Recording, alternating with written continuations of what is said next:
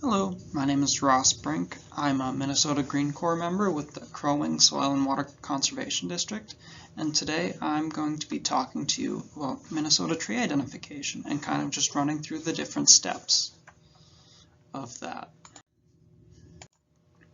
So in today's video, we're going to first kind of run through the definition of a tree and then kind of go through the steps of identifying a tree. We're going to look at the difference between coniferous trees and deciduous trees, and then we're going to run through some common trees in Minnesota, and then we've got an on-your-own scavenger hunt, so you can find trees yourself. Now, a tree is a woody plant that'll come back every year. Deciduous trees, or leaf-bearing trees, will lose their leaves every winter. Tree typically has a single stem, also commonly called a trunk, and it'll grow taller than other plants because it's made out of wood.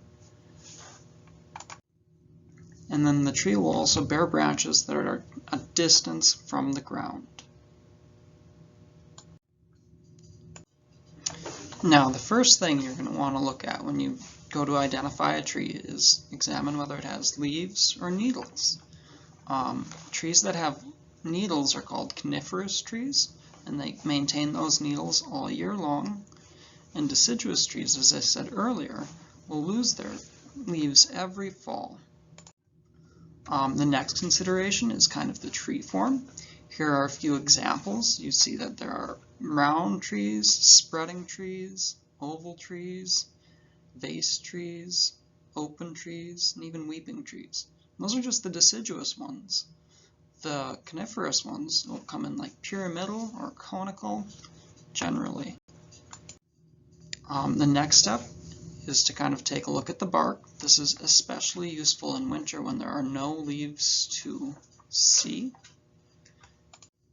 And if all else fails, you can sometimes just look at the fruit and that'll tell you what type of tree it is. So like if a tree has apples, you can just look at the apples and be like, that's an apple tree. Now when we look at pine trees or coniferous trees, they're going to have needle-like leaves. They come in different kind of amounts. They come in like singles, they sprout in bundles, or they just kind of come in this random cluster on the far right here. Generally, they stay green all year long. It should be noted, though, that they don't really photosynthesize in the winter. It's just too cold for those enzymes to work. But they stay green and just retain those needles for when it does warm up.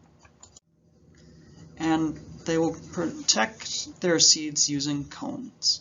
To the right here are a few examples. You've got the jack pine, which is kind of small. The red pine is small, but then the seeds are a little more spread out. The eastern white pine has a long cone, and then you can kind of just see that like the pitch and the balsam fir pines have kind of similar cones, and then you see that small spruce cone on the right that's similar to the red pine.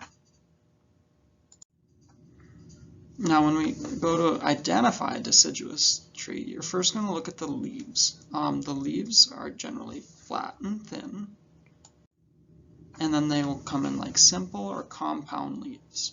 The simple leaf will just have one big leaf that attaches to the stick of the tree or branch of the tree, and then the compound leaf is going to have one thin stem with multiple leaflets branching off of it.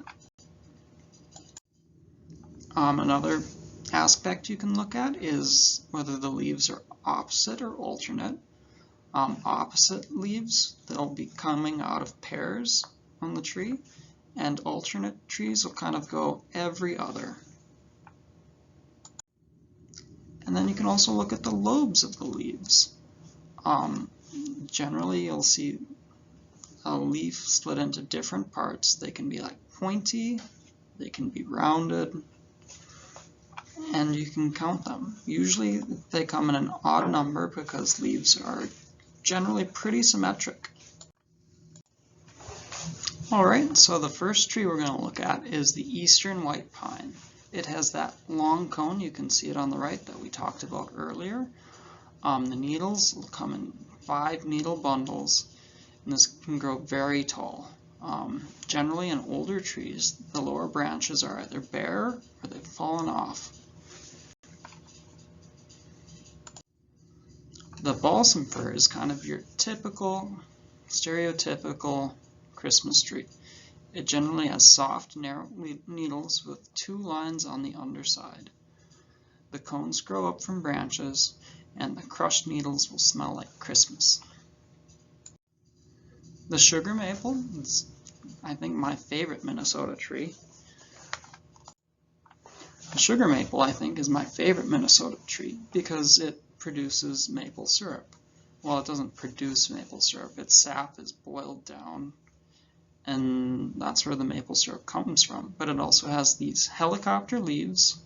The leaves will have 5 arms with points on them, and generally they'll have like smooth U's in between the lobes or points.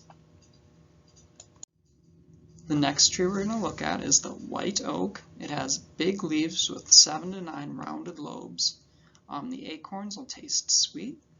This is kind of different than the red oak. The red oak will have pointy lobes instead of these rounded lobes. And that's kind of the main way you can tell the difference.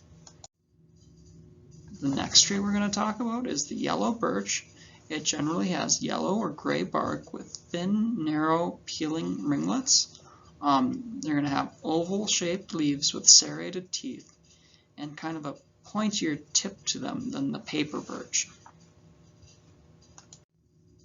Now, if you look at the description below, you'll see a link to the a scavenger hunt, so you can find your own Minnesota trees. Thank you for watching.